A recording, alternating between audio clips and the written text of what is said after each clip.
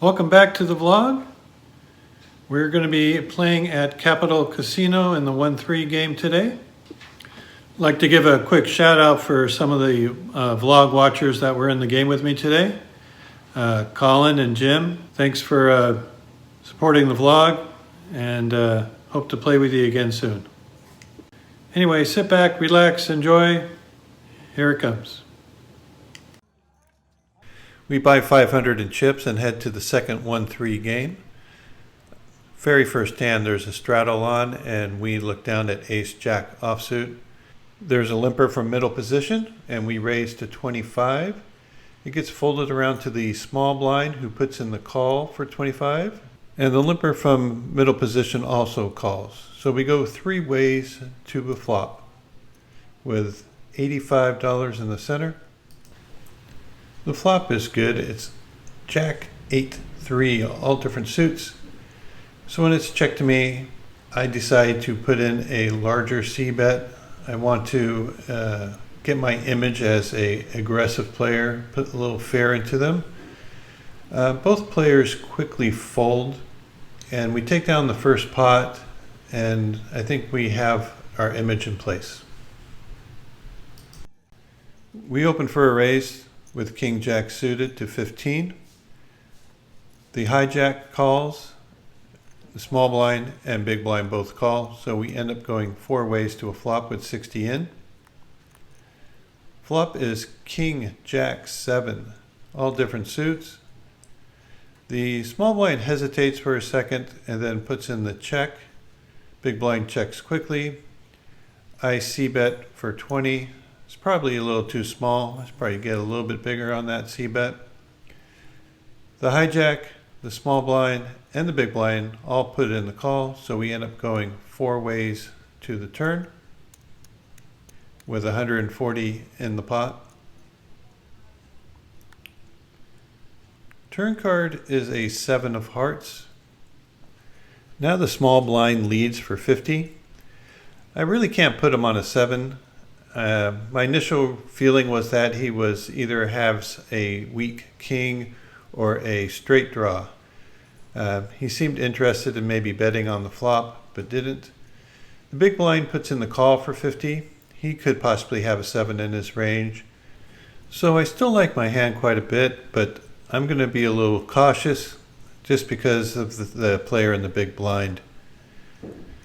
I put in the call for the 50. The player in the hijack ends up folding, and we go three ways to a river card with 290 in the pot. River card is a complete blank, 5 of clubs. The small blind now bets again, this time for 130.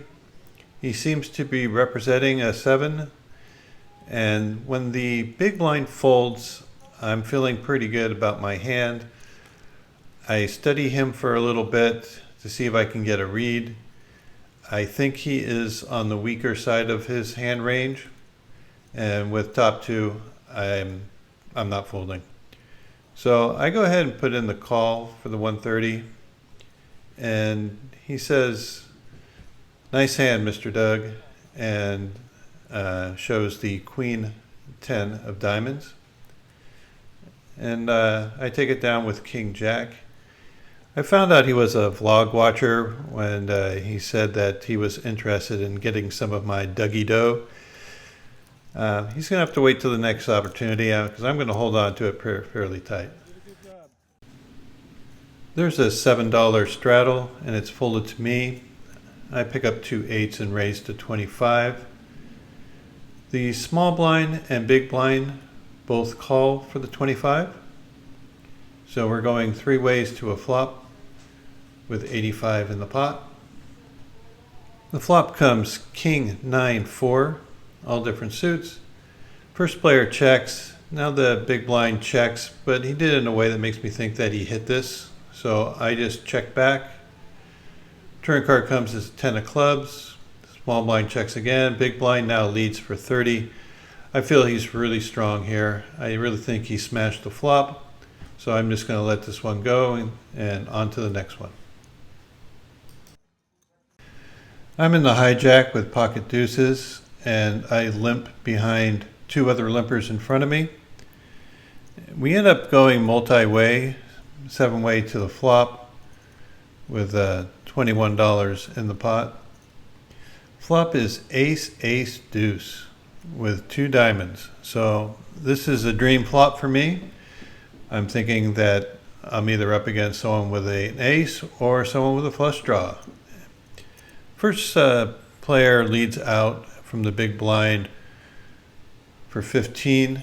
It's folded to me. I put in the call and everybody else folds. So we're going heads up to a turn of an 8 of diamonds. He ends up checking to me. I really felt that he would bet if he made his flush at this point and not give me a chance to draw if I had a lone ace. I bet 30 and he quickly calls. So my initial read was that he has an ace of some sort, and I was hoping that a deuce would come on the end and I can get his stack in. Instead, it comes to 3 of clubs, and now he leads for $60. My initial plan was just to get stacks in on any blank river card. But I decided to sit there and see if I can pick up a read on him. And I read him for a very strong hand. Now, I don't know whether his strong hands in his mind are flushes or his strong hands in his mind are full houses. But the way the hand went down, there was a concern that he made a full house on the end. And I really think I missed out here because I just put in the call for the 60. I know I'm supposed to just go ahead and shove for stacks, and if he has me beat, so be it. But I read him for a very strong hand, and I go with my reads. I put this hand in just to show the problems of trying to vlog while you're playing. I was in the big blind with ace-queen offsuit, and I was taking notes on some previous hand, and I just checked it without looking at my cards. And when the flop comes ace-queen 9, I took a peek and saw that I had top 2. Needless to say, I didn't get much value out of this strong hand. I ended up betting $20 on the turn. I get 1 caller, and then I try to bomb the river just in case he had some sort of hand, which he did not. He quickly folds. And yeah, it's pretty embarrassing the way I played this, but that's what happens when you vlog and play. I'm in the big blind with ace-6 suited. The straddle is on for $6. I put in the call, and we go 5 ways to a flop with 30 in the pot. Flop comes ace, jack, jack with 1 spade. So I got top pair and a backdoor flush draw. The straddler now leads out for $20. It gets folded to the person in the cutoff. He puts in the call. It gets folded back around to me. And here with top pair and a backdoor flush draw, folding's boring. We came here to play, so we end up folding. Of course, come on, be serious. Poker's about winning money. It's not about playing every single hand. And this hand is not worth playing. So we just put in the muck where it belongs. Turn card comes as a 5 of diamonds. The straddler checks. The cutoff bets out 45, and the straddler puts in the call for the 45. It's very obvious that the cutoff has at least a jack here, and I'm thinking that the person in the straddle has some sort of flush draw. River card comes as a 3 of clubs. The straddler checks. The person in the cutoff jams. And the straddler calls off. He only has like $40 left, so he puts it in. And one shows queen jack, and the other one shows king 9 of clubs.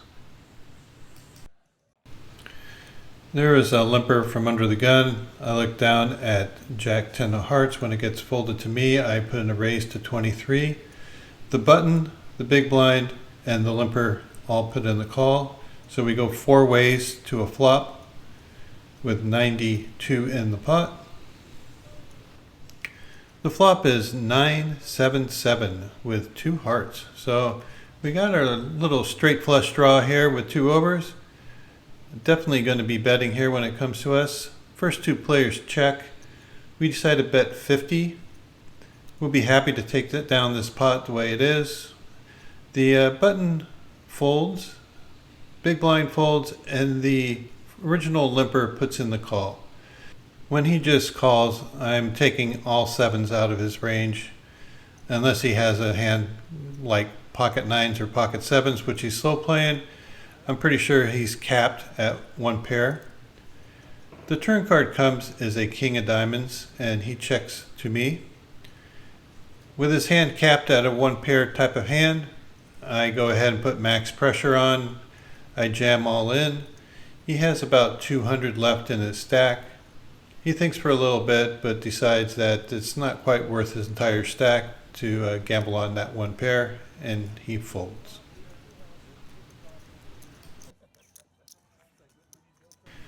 Here's another interesting hand. I'm in the big blind with ace king off.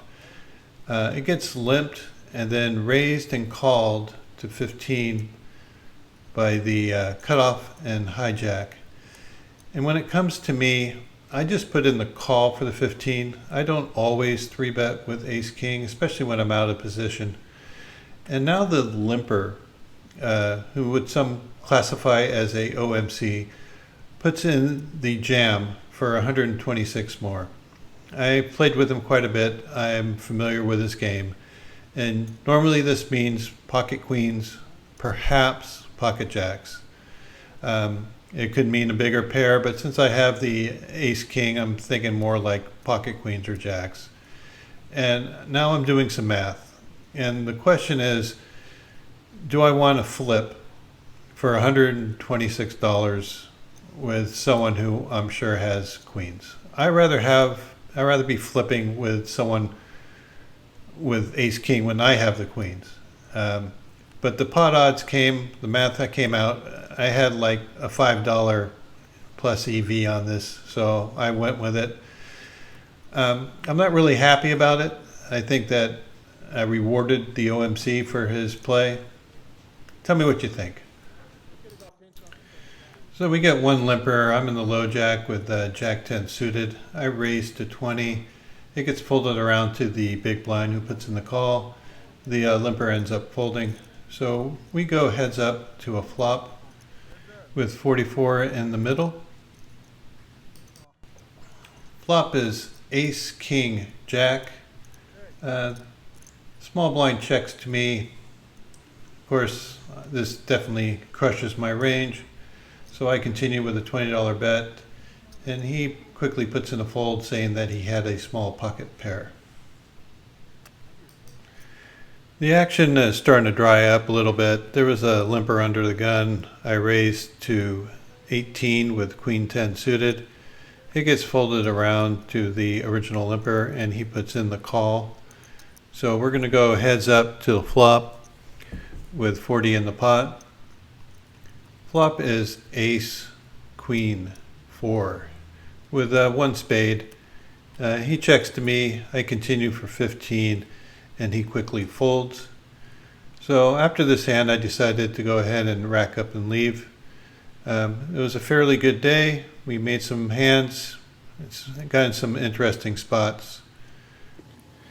Thanks for watching. Appreciate your support. If you haven't subscribed yet, please do so. Big thumbs up if you liked the video. That would go great. Also, if you want to get notified, hit that little notification bell, and they'll let you know every time I post a new vlog. Once again, appreciate your support. We'll see you next time.